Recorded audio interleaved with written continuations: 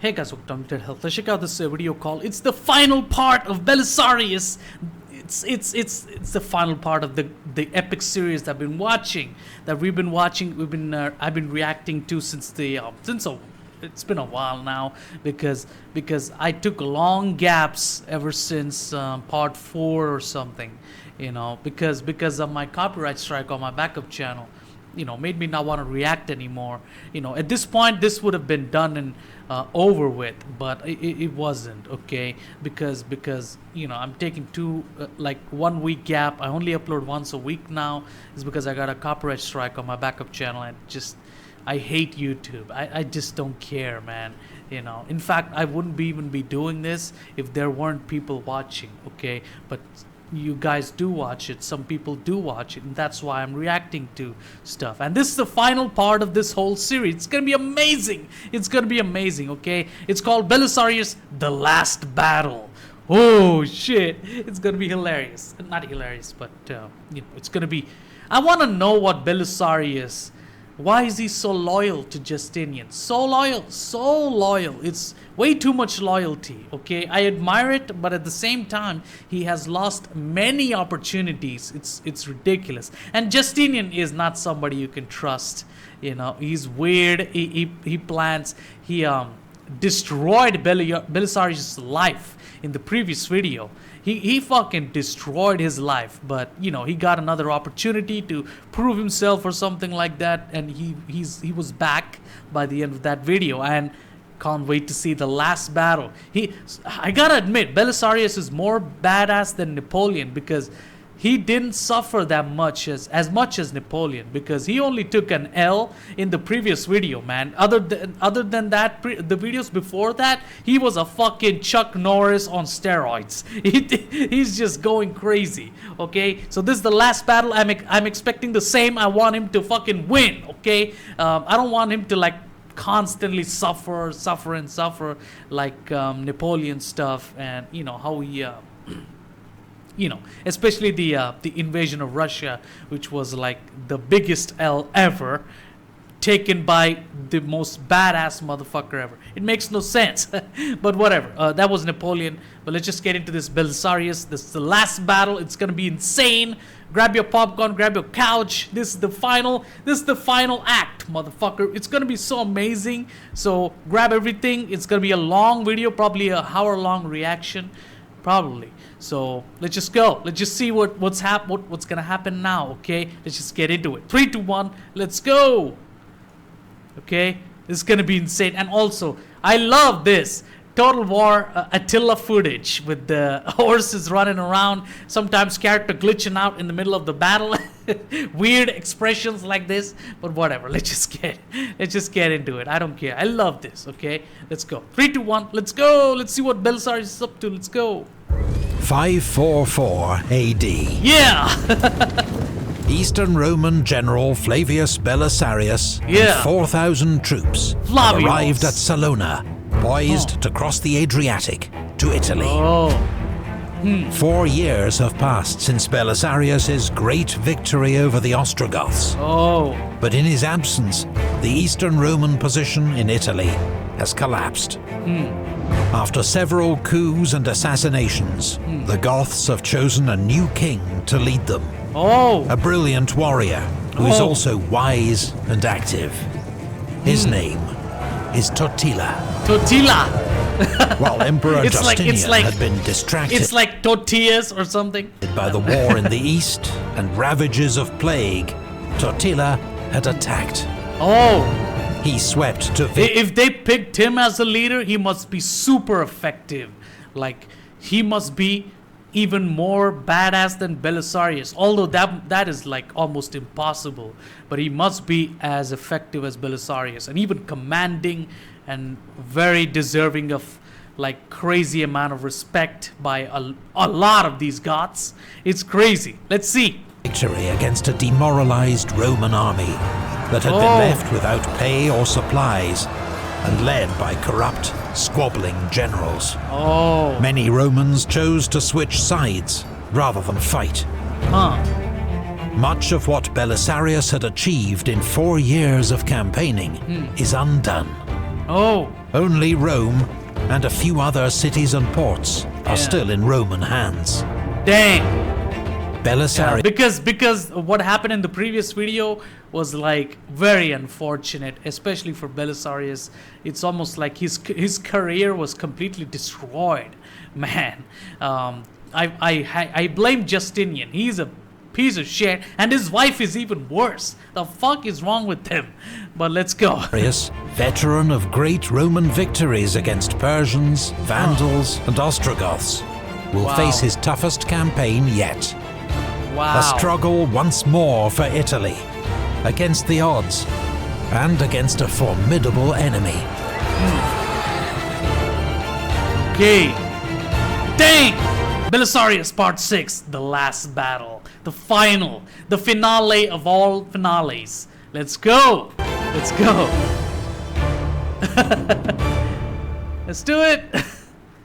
First, a big thanks to our video sponsor, Displate.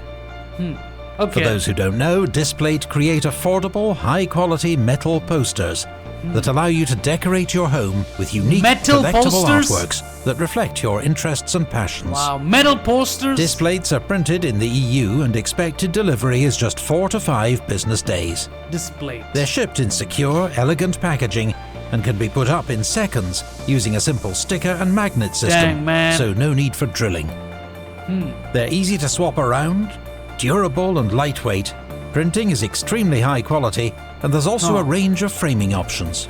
Oh, At Epic History TV's own Displate homepage, we've just launched an exclusive range of artwork from our Belisarius series. Yeah! Alongside old favorites. Hey, but I would like a realistic artwork and not just cartoon-like, you know, animated stuff. Instead, I would like a real photograph. I wonder how Belisarius looked like.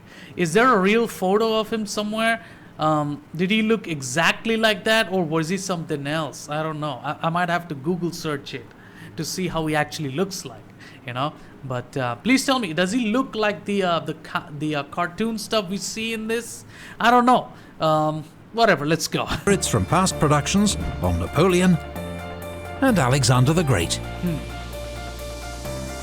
There are thousands of Displates to choose from by original artists, and from some massive names from film, TV and gaming, Samurai, including Star Wars, The Witcher, Assassin's Creed, and Fallout.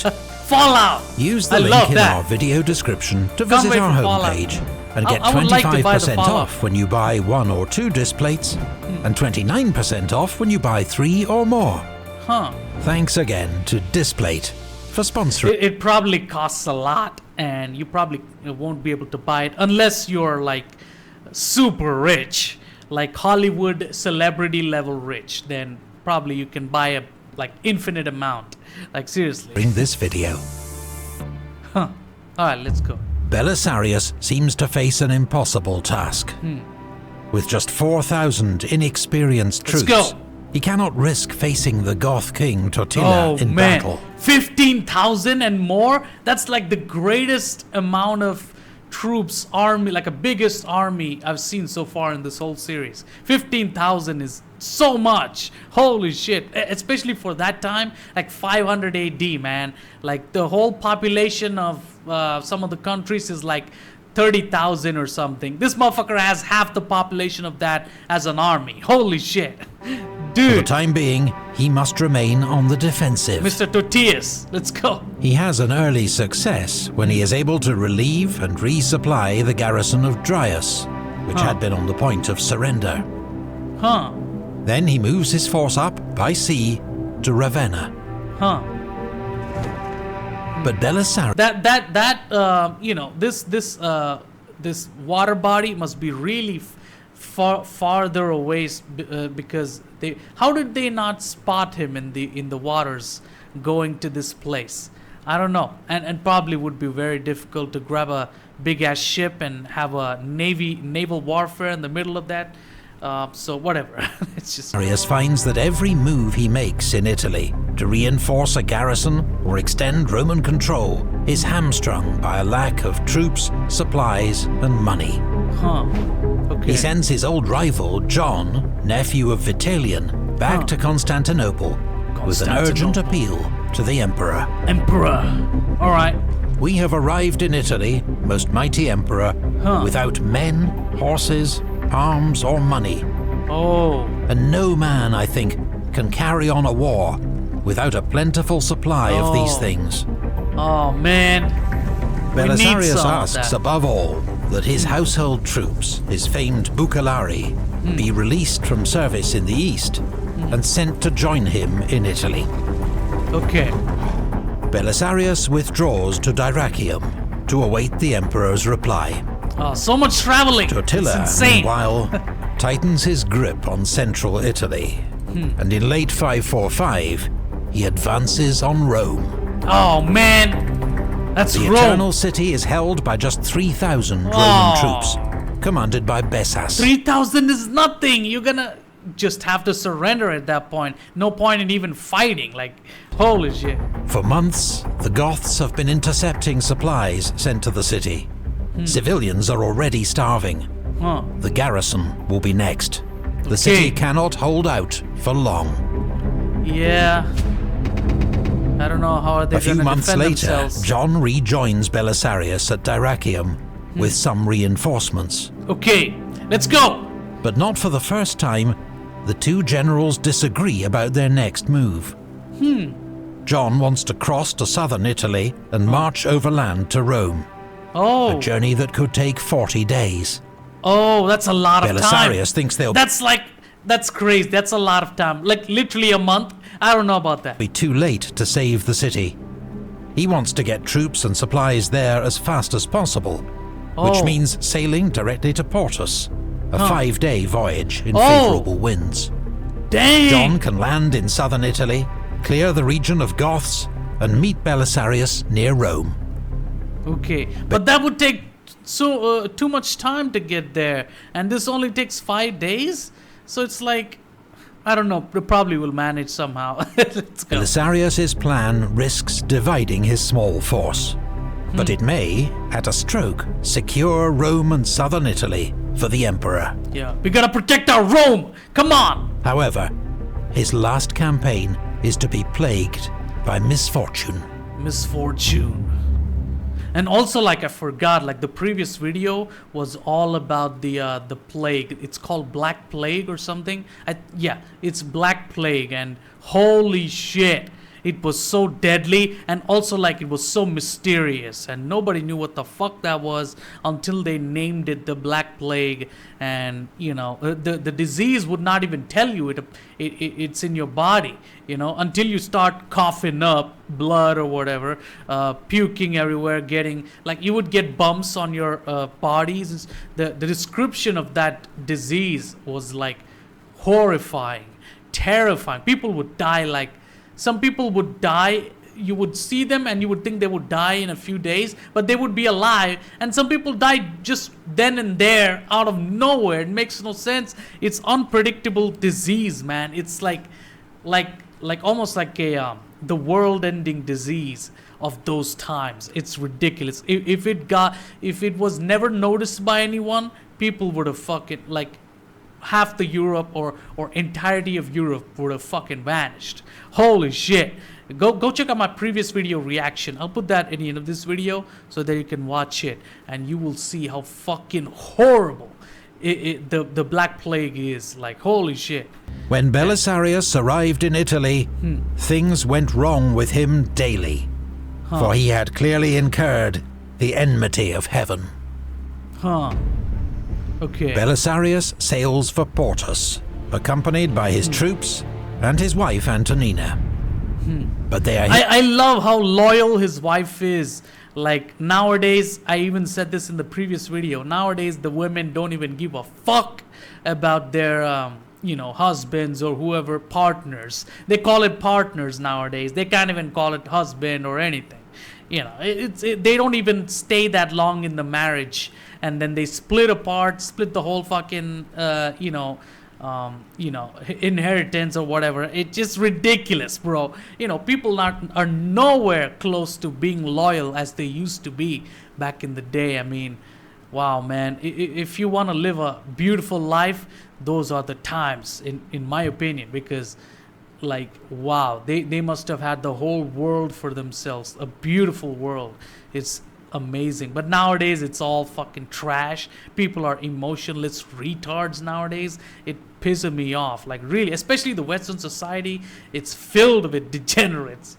I'm sorry, but it's filled with degenerates. Okay, whoever's gonna get married, your wife almost fucked a whole college at that point before she got married. Let's be honest, okay? That's how bad it is, okay? But let's go. And the dudes are all experts in fucking bitches. That's how bad it is. But back then, it's probably beautiful, okay? Let's go. Hit by a storm and have to put in at Dryas. They are spotted by Goths besieging the port, who send word to Totila. Oh, shit! By the time Belisarius reaches Portus a few days later, oh my God, the Goths are on high alert, ready God, for any attempt to relieve Rome. Oh, fuck! They didn't think that they would know, or the information would pass across the landscapes and go to the Goths, and they would know that you're approaching. They might have even set up an ambush or something like that. It would have been terrible. So they should have thought, I don't know. But back then, what else can you do other than hard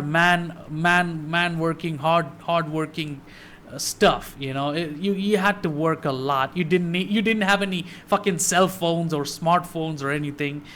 So you would probably not know many things. And if you send someone an information, they would receive in a month or something, like a bird carrying a letter, and it would take fucking ages to get. And by the time the bird reaches, the information is so old, the news is so old that it's like, who cares anymore? It's ridiculous. Well, let's go. Totila knows Belisarius will try to move supplies from Portus to Rome along the Tiber River. So 10 miles downriver from the city, he builds a fortified wooden bridge with towers on each bank filled with Goth warriors. Oh man! It's a formidable obstacle that Belisarius will have to break through to save Rome. Meanwhile, John lands with his troops in the south.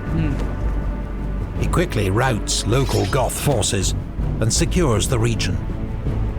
But despite appeals from Belisarius, John refuses to march to their rendezvous at Rome. He cites the presence of 300 Goths at Capua, who shadow his movements and convince him that he would be marching into a trap. Yeah. It's like the Goths have set up watchtowers everywhere, and you can't even make a single move because they would know instantly what the fuck you're doing. It's ridiculous. Belisarius can wait no longer. He leaves Isaac in command at Portus, with strict orders not to leave their only secure base for any reason. Okay. He also sends word to Bessas in Rome, ordering him to make a diversionary attack on the Goth camp. Okay. Then his convoy of 200 reinforced galleys begins to row up the Tiber, packed with troops and supplies. Okay. An infantry force supports them on the right bank. Wow. After clearing an iron chain that lay across the river, they reach Totila's fortified bridge. Thanks to skilled reconnaissance, Belisarius not only knows its location, but its exact dimensions. He has built a taller tower, which floats on 2 barges. The Romans push it up to a Goth tower and drop a burning boat packed with pitch and tar on top of it. Oh shit! The tower, with scores of Goth warriors still inside, is incinerated. Oh my God! Oh man, I feel so bad for them. Oh my God. Holy shit, they probably burned in there. Oh my God. They probably died. They died, definitely. Fuck. Oh, man. Goths now race from their camp to join the battle and throw back Belisarius' river assault. Okay. Heavy fighting breaks out around the wreckage of the bridge. Okay, wow, look at that! But there is no sign of the diversionary raid by the garrison of Rome. Oh man. Bessas, it will emerge, has decided not to risk his own men. Jeez. Belisarius' troops gain the upper hand and start to dismantle the bridge. But then, a messenger arrives with news that the Goths have captured Isaac, left in command at Portus. Oh, man! Belisarius, for once, seems to lose his usual cool head. Oh, shit! He assumes Portus has been captured, along with his wife and the army's only refuge. Oh, man! Without waiting for... You telling me his wife is over there? I hope not. That's even worse. And she's the most loyal. I mean, if you have a wife like that, I mean, if I had a wife like that, I would like go hard, you know, to save her, man. Like, seriously. For more information, he turns his entire force around to launch an immediate attack to retake Portus. God damn it! I don't know, split it like half of it and go, because you need to march forward, don't you think? Like. But when Belisarius gets there, he discovers that Portus is quite safe. Shit! Despite his orders to stay put, Isaac had been captured, leading a reckless attack on the Goths in pursuit of glory. Now, crucial moments have been lost. Oh, man. The Goths are reinforcing their position. Oh, my God. To renew the attack would be futile. Yeah, some of these battles are filled with confusion and filled with doubt and, you know, crazy moments. And this can lead to anybody's death. You know, and, you know, somebody that is very important and, you know, probably would be super devastating. You know, it's ridiculous, bro. And, you know, all these battles are super, like, high tension. It's ridiculous. And then the battle itself is a bloodfest. It's a fucking meat grinder. Holy shit. Man. I hope nothing happens to Belisarius or his wife, and I hope they succeed this, because I don't want them to fail or anything. Please, I hope he wins. Let's go. Belisarius' attempt to save Rome has failed. Oh, man. He is overcome with despair. Oh, God. Then he falls sick with fever and comes close to death. No! 10 years... This is the first time I'm seeing Belisarius, like, taking even more. Like the previous video, he took a L, okay, but he came back. But now it's like the first time I'm seeing him struggle and feel bad and almost coming close to death with the fever. Holy shit, man. Years after Rome fell to Belisarius, the city falls to Totila, its gates opened by starving Roman troops. Oh my God. Procopius records that just 26 soldiers and 60 civilians are slain, before Totila orders his men to stop the killing. Oh my God. Within Rome, the Goths find just a few hundred civilians, hungry and destitute, sheltering amid the monuments and temples of what had been the world's greatest city. Oh, man. Rome is a ghost town. Oh, God. Totila decides to raze it to the ground and begins demolishing the city walls. Why? When Belisarius hears of this, he writes to the Goth king. It's like this big evil villain that comes in the final moments and fucking destroys everything that is related to the hero and fucking wreaks havoc. That's how it feels like. And how is Belisarius gonna deal with this shit? He's writing something to the Goth king, the deadly motherfucker that came just... Oh man, let's see what he wrote. Among all cities under the sun, Rome is agreed to be the greatest and most noteworthy. Oh. Any insult to these monuments would rightly be considered a great crime against the whole of humanity. Yeah. For by such an action, the men of former generations are robbed of the memorials of their virtue, and future generations of the site of their works. Yeah. Because it's a big monument, and it's like almost like a spiritual construction, and it should be witnessed throughout ages to come in the future. It should be, even now, like people visit Rome and stuff like that, this structure is still there, and you know, it's kind of ruined. It looks like a ruin at this point, but people do visit, and it's crazy, you know. But yeah, once you make such great monuments, it becomes a symbol of your culture and your religion and everything, you know. So it should be present for infinite generations in the future. Everybody should learn from this and watch this, see this, understand their culture. You know, this is a symbol, you know, so you can't ruin these important monuments. This is crazy. Belisarius adds that if the Romans win this war, they'll show no mercy to the man who leveled Rome. Oh, man. Totila changes his mind. Okay.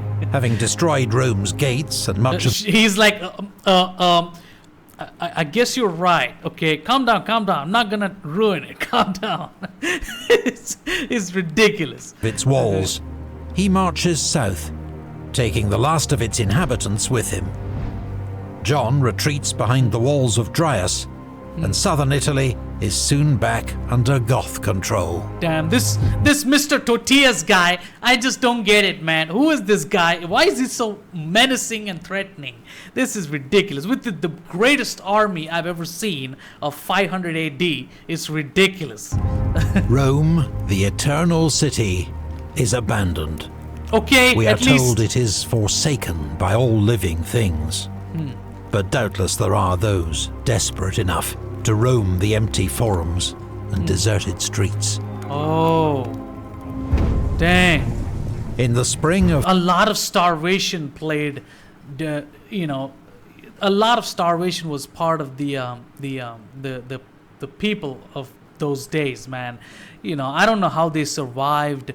You know, they were tired when they surrendered to the Goth king, and it's like, man, I hope they survived. The people inside the Rome, may God bless them. They tried their best, you know. Fuck. 547, Belisarius, recovered from his illness, makes a personal reconnaissance of Rome to inspect its defenses. Okay, good. Yes. Word of his movements reaches the Goths, and Belisarius and his escort have to fight their way out of a dangerous ambush. Oh shit! Ambush! But the Roman general has seen enough. Oh, okay, he has decided to reoccupy Rome. Let's go, yes! Let's go, motherfucker! Let's go. There is no Goth garrison to oppose Belisarius. Oh, man. But strategically it seems madness. Huh. How can he expect to hold the empty city? For 25 days, he and his men work furiously to lay in supplies and shore up the city's defenses. Man, and look at this this big walls up in here, and look at the people. They're like looking like almost like looking like fucking insects, looking like ants or something.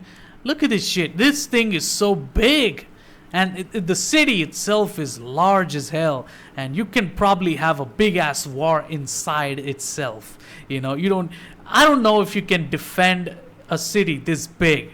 You know, anybody can come from anywhere and just breach into it because it's just too big. I feel like it's too big, and you can't really defend it.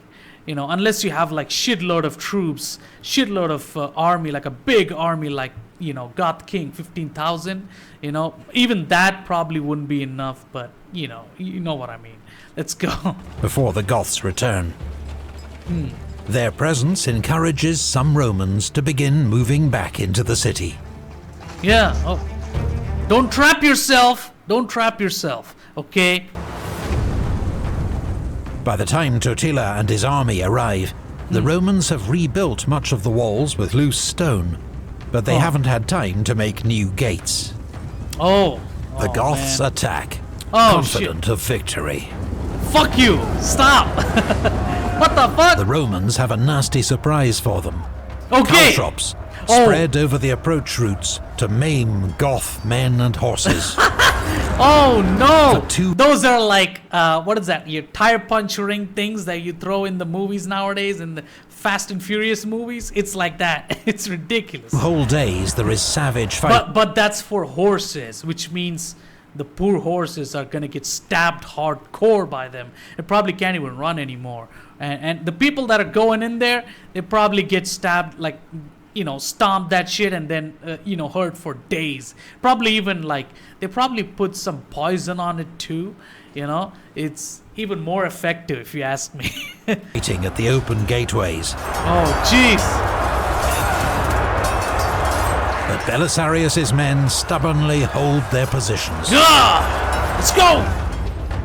A few days later, the Goths prepare to launch another attack. This time, the Romans are so confident, they come out of the city and fight the enemy in the open. Totila's own standard-bearer is cut down. The Goths are routed. Indeed, good job. Totila, harangued by his... Fuck the Goths. I mean, you know, the Goth... Where are the hot Gothic chicks? I love them, okay? But whatever. His own men for neither destroying Rome when he had the chance, nor garrisoning it, withdraws to Tivoli. At last, Roman fortunes seem to be on the rise. There's more good news when Emperor Justinian decides to send Belisarius more reinforcements, around 2,500 men. That's a lot. Belisarius is ordered to link up with them at Tarentum before re-establishing control of southern Italy. He sails from... I bet they received the information and now they're ready to ambush. These Goths are crazy. What is wrong with them? And where are the hot Gothic chicks? Like Portus with 900 picked men. But once more, ill winds force him off course, and he has to land at Cortone, a hostile shore. Oh my God! Despite their experience, his cavalry fail to set sentries while out foraging for supplies. And a large force of Goth cavalry takes them by surprise. Oh shit, of course. The Romans are outnumbered 4-1. I feel like Goths are the most like experts at laying traps and ambushing. You know, it's ridiculous to see them like, you know, put a stop at every point. It's ridiculous. Yeah. Many of Belisarius's best men fall in the fighting. Oh man. The rest of his force hurriedly re-embarks. They must be fucking deadly. Really effective killers, you know, because I don't know. I've been seeing Goths since the beginning of this series. They have always been tough as fuck, man. I feel like they are like crying death all the time, fucking murdering, brutalizing people. I don't know, probably are like that. Wow. And sails for Sicily. It's a humiliating withdrawal for Belisarius. Oh man. A general who's conquered nearly all before him, now chased out of Italy by a small band of barbarians. Oh my God. That is Belisarius's wife, Antonina, has been by his side throughout the campaign. Now she returns to Constantinople.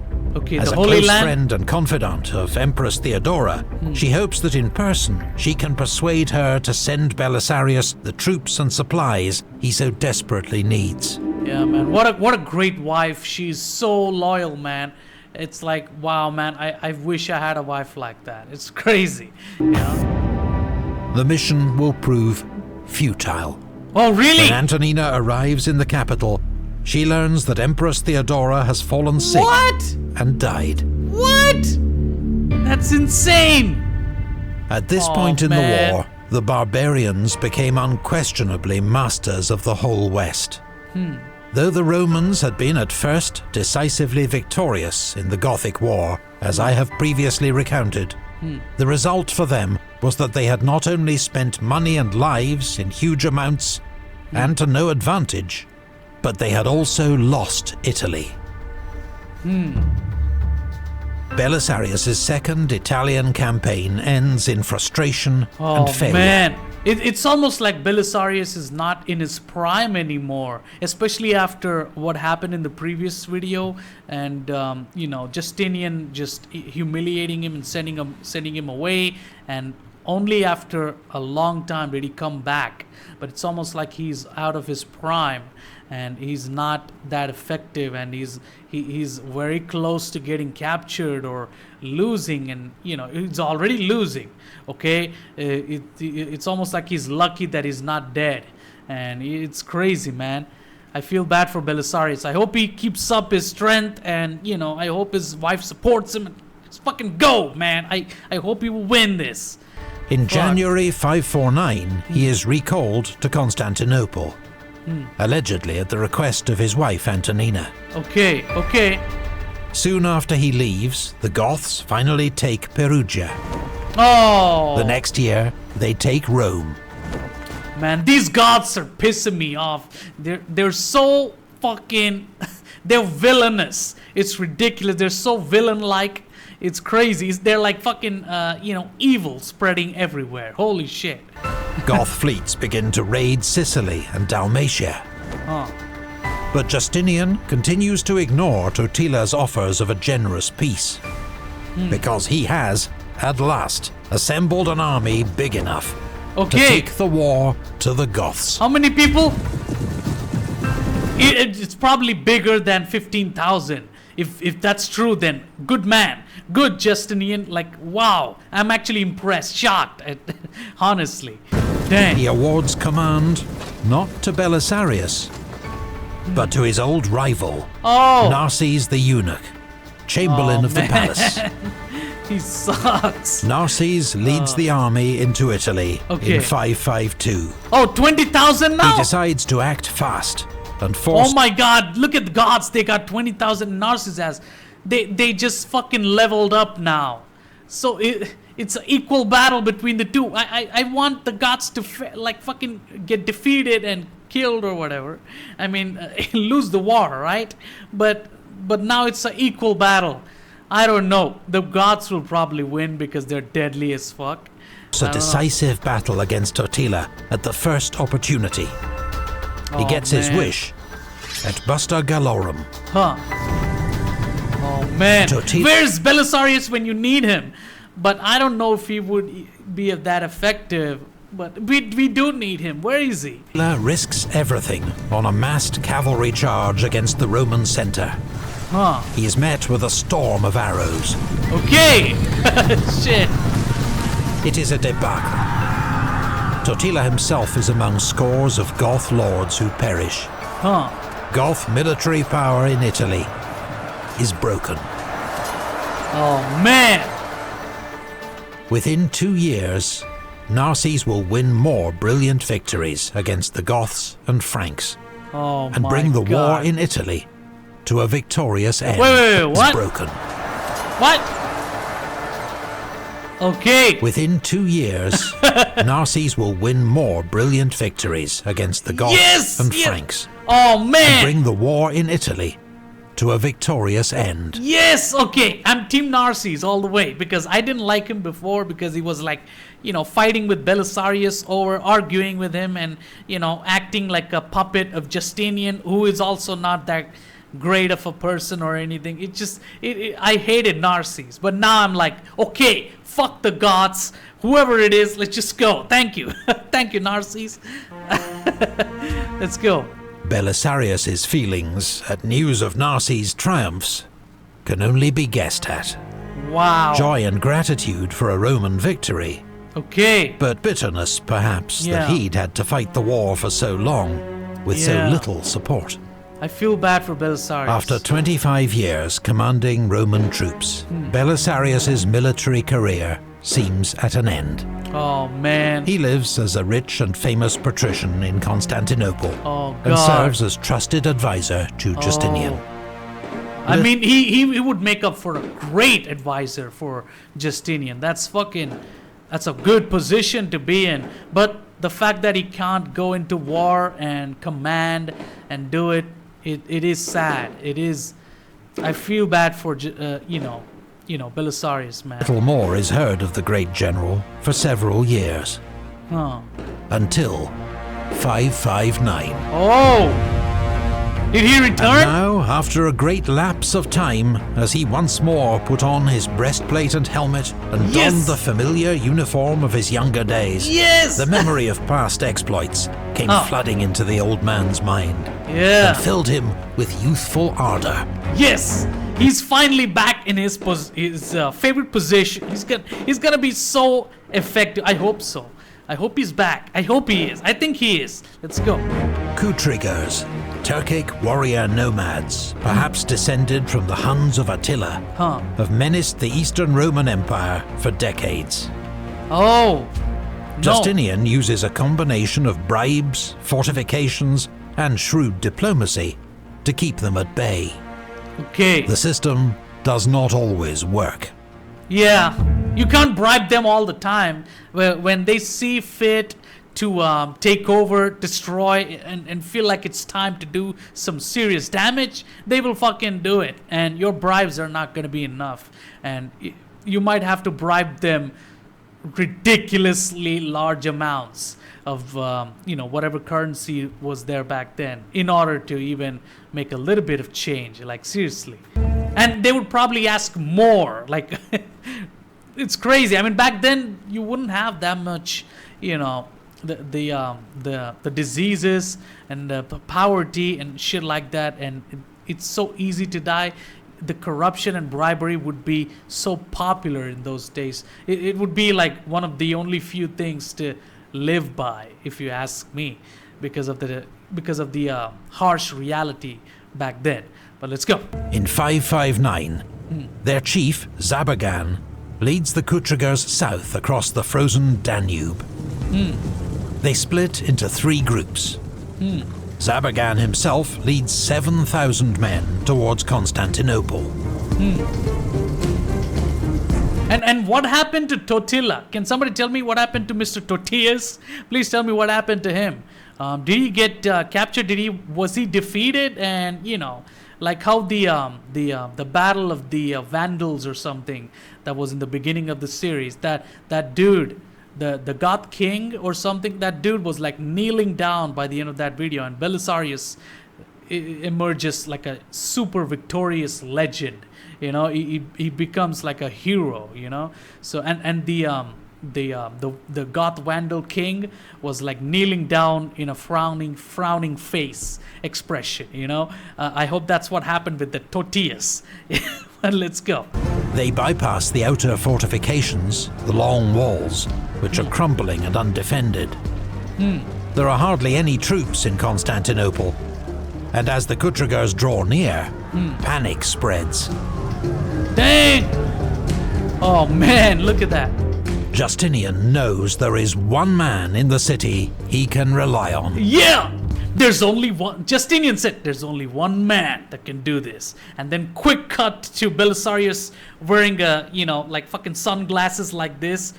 And then he's like a fucking hero. It's like fucking Neo from Matrix. And he just walks in and it's a grand entry. Holy shit. Let's go. He summons Belisarius. Yeah. And orders him to take charge of the city's defense. You are the only man that I know. He put his hand on his shoulder and said, "You're the only man that I know. Can I trust you, Belisarius? Can you do it for me?" "I will do it, master." That's what he said. He put a fucking sunglasses and he just left. Holy shit, on his high horse like a legend. Dang. The great general, now almost 60, gathers 300 almost 60. Dang, he's very old, but he's experienced. At 60, you can probably, you are a little bit athletic. Not as old as 80 years old or 70 years old or anything. At 60, you can still move a lot.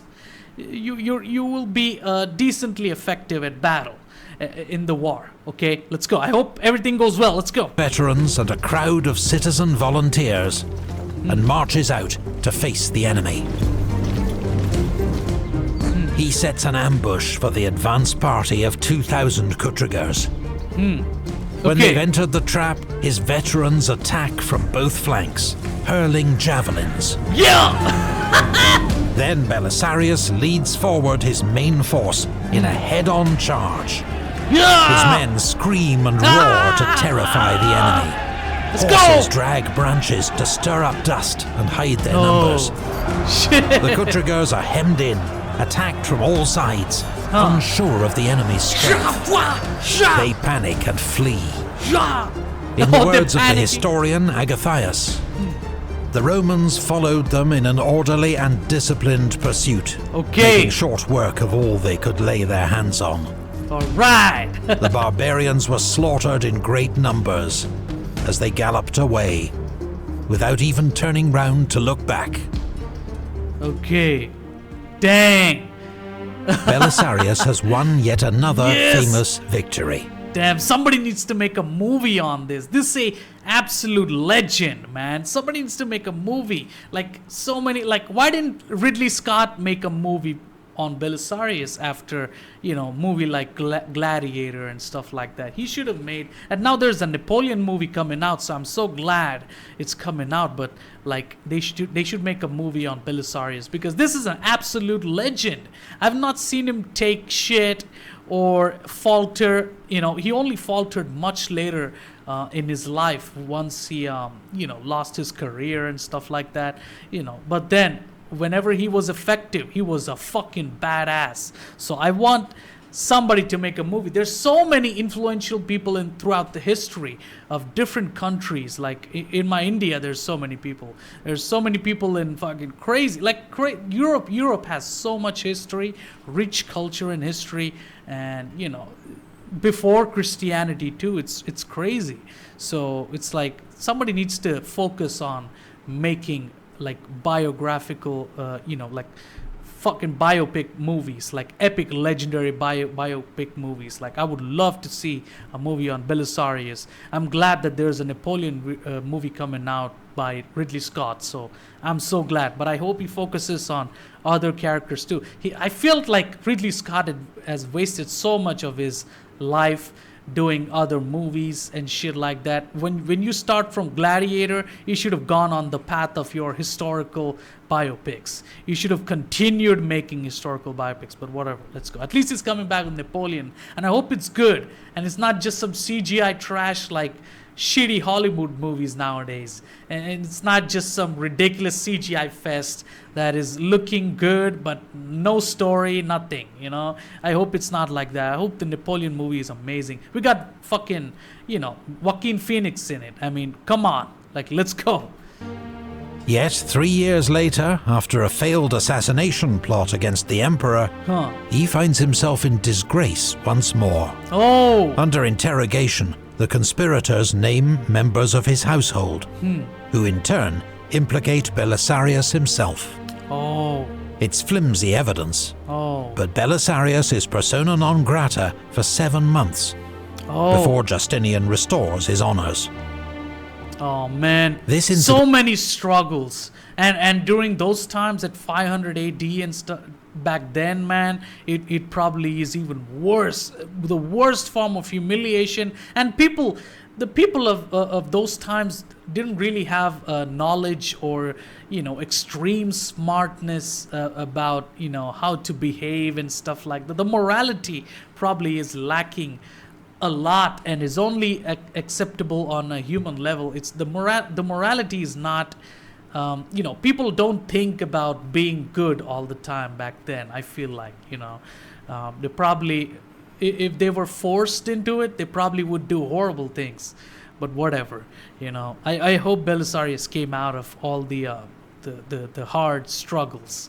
It spawns a medieval legend that as punishment, Justinian had Belisarius blinded, and he became a beggar at the gates of Constantinople. What? The story was a favorite of 18th century neoclassicists, with its dramatic themes of tyranny, injustice, and charity. But there is no contemporary evidence to support it. Okay, what the fuck kind of ending is that? I hope not. That's crazy. What the fuck? 3 years later, a single line in the Chronicle of Theophanes records the death of one of Rome's greatest generals. In March of this year, in the 13th indiction, Belisarius the patrician died in Constantinople, and his property accrued to the imperial house of Marina. Nothing more is said. The year is 565. Belisarius would have been in his mid-60s. The fate of his wife, Antonina, is not known. Oh, man.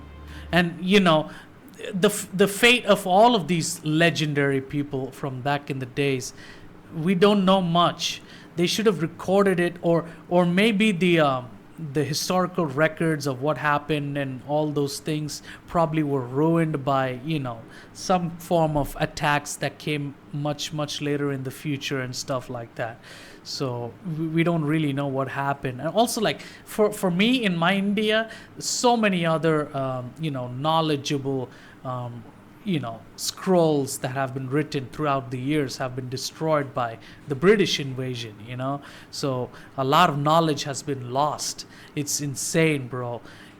People back then were like so careless when it comes to war, and they would fucking start book burning and all of that shit. And Christians are, were into that. They were book burning that stuff like that, important information, knowledge too. And it's like one of the few things that I don't like what Britishers did. But it goes for every other country out there. The Europe has suffered their own losses too. It's ridiculous.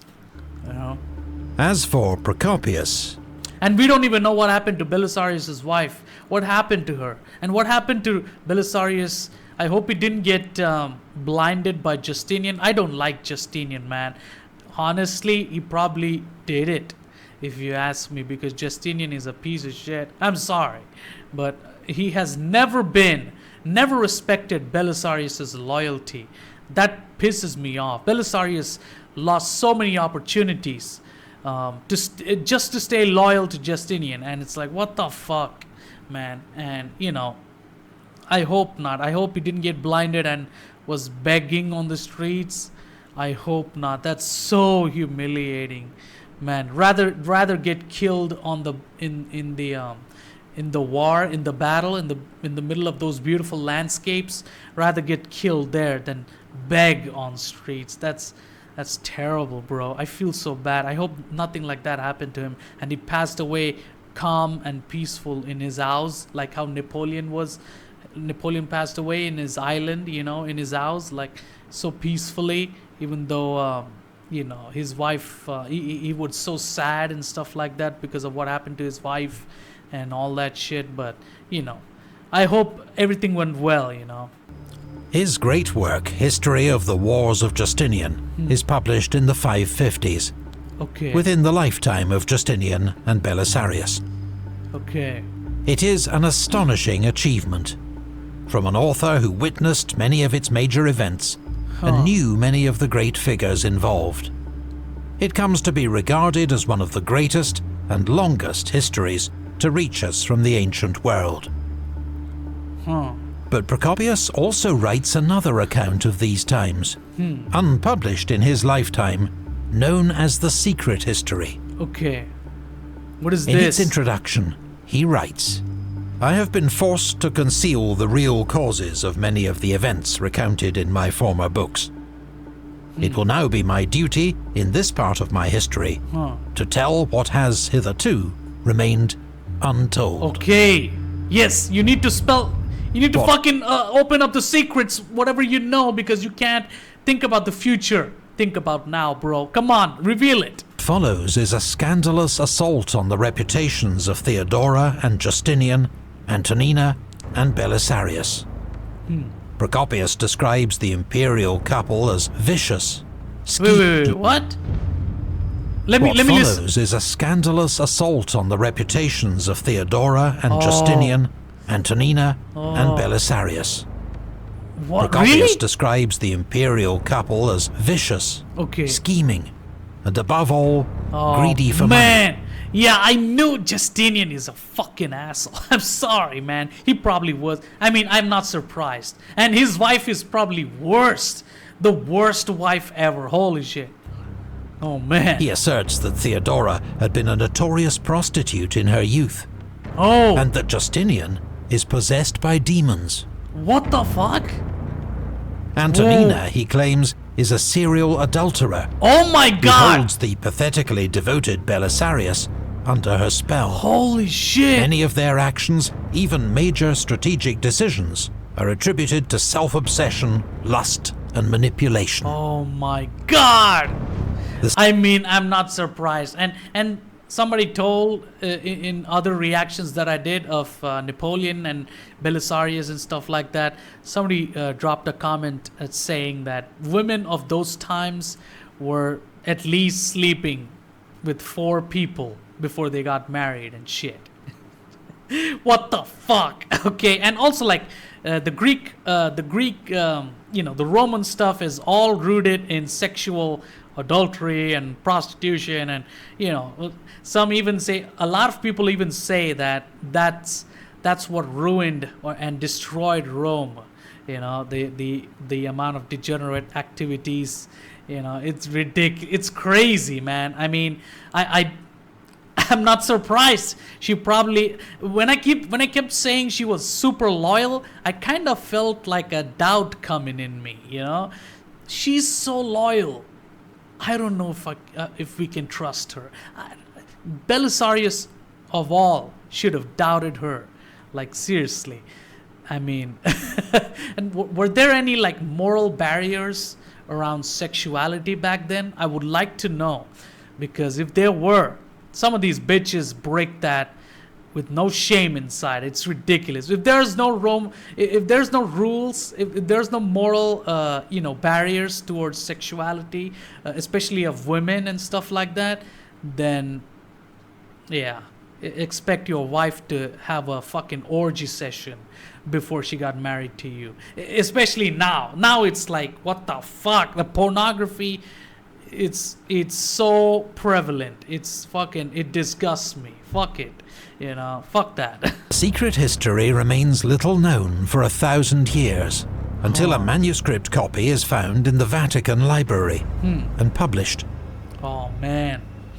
Historians... I'm glad that he wrote this secret history, Procopius. I'm thankful, because some of these things, and also like that demon shit, maybe you can chalk that up to saying like maybe Justinian was possessed by spirits or something, because of the old days and ghosts and all that. But demons, I don't know. Don't they belong in hell? Like, I don't know about possessing people in real life. Maybe it's just his assumption of how he would behave, and I guess he would behave so evil like Justinian. So Procopius thought that maybe he's possessed with demons. He's fucked up, man. He's demonic. Holy shit.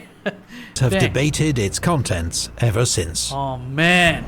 A common view is that this work stems from Procopius's later disillusionment with Justinian's rule.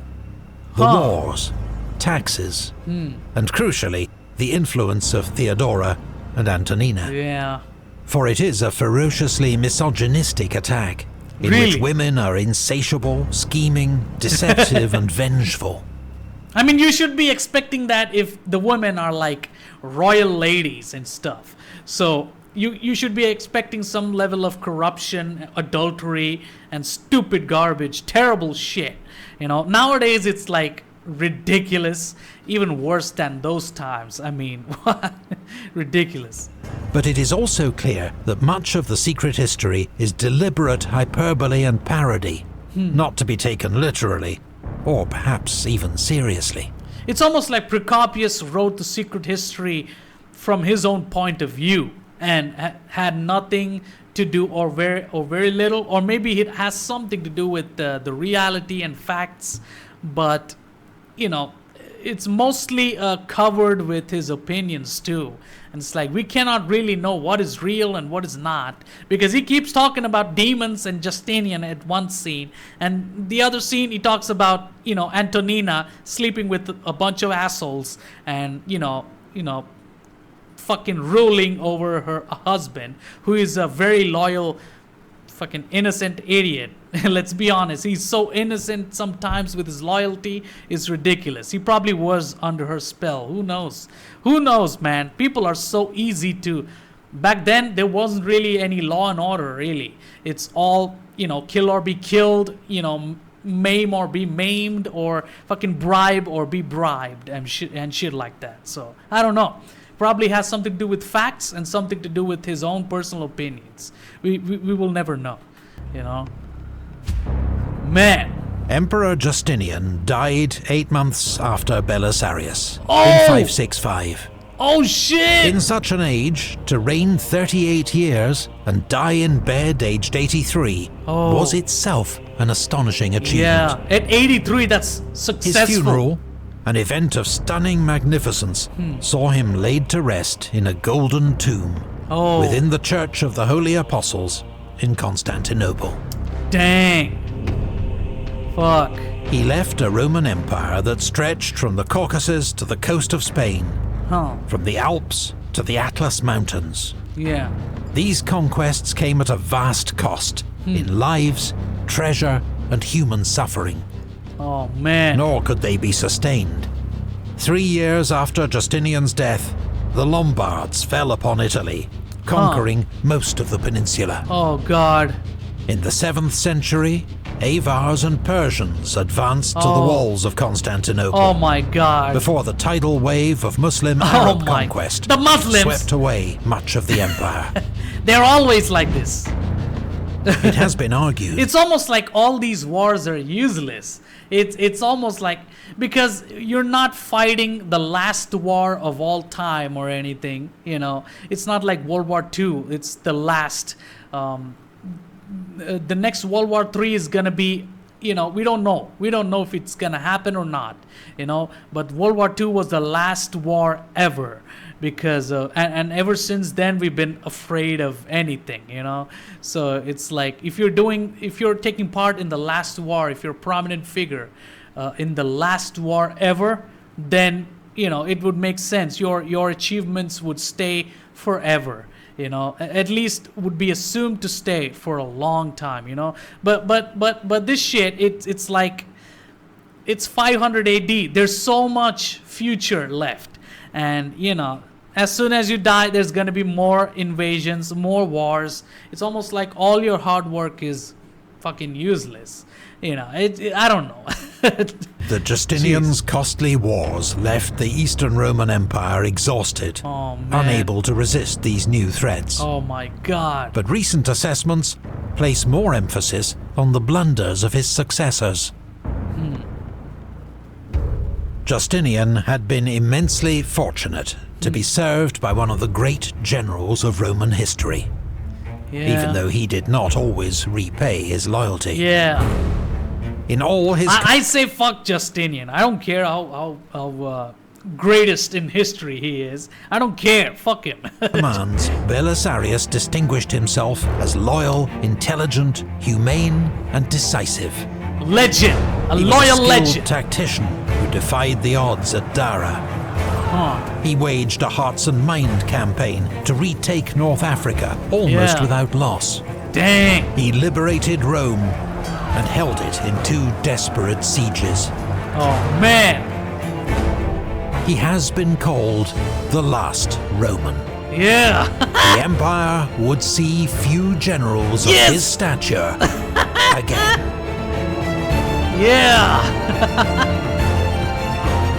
Big thanks. Let me see. Would see few generals of his stature again.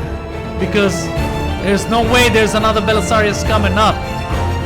There's not going to be another Belisarius at all. This is the last, the greatest general you will ever have. Like, seriously. Thanks to Legendarian for providing our Total War Attila gameplay footage. Check out his own YouTube channel for more videos on the military history of late antiquity.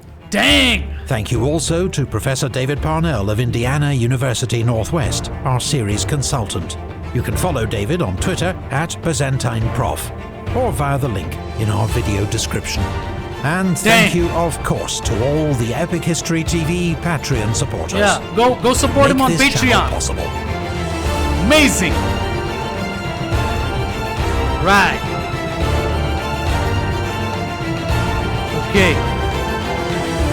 Okay, there's another video left. It's gonna that's like the compilation of all the videos in this series. But wow, man, what a crazy ending for you know, Belisarius, the legend, the amazing legend. Okay, wow, I've not seen a hero in the history that is this badass. Like, very few losses, although they were devastating losses, very few losses, and has always managed to be the greatest.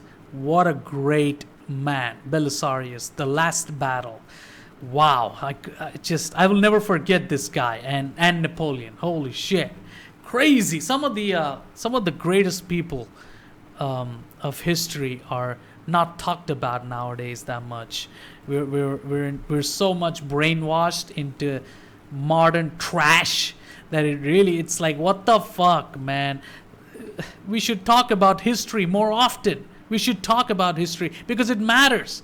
Your future generation matters. Your children, they need to know this. If they don't, we will lose all the history, everything. We will not give a fuck about our history at some point if we don't teach our next generation and stuff like that. The next generation already doesn't know that much. They're already dumb.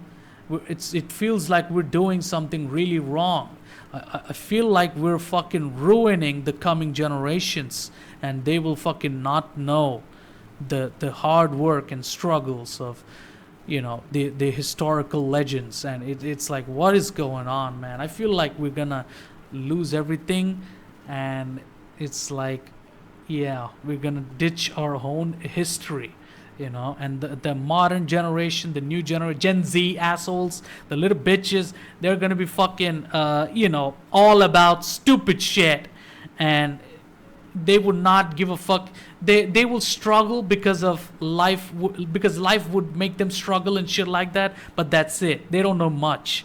They won't go back to the history, try to learn things and develop it as human beings, write more on the legends and what they did and stuff like that, get inspired by legends and do something amazing and stuff like that. They won't do that in the coming in the future. The coming generations, I feel like they won't do it because they're just stupid, and they don't give a fuck. They think everything is boring when it comes to history, so they don't give a fuck, man. And we're focusing a lot on fucking science, mathematics, and crazy. I mean, that's good.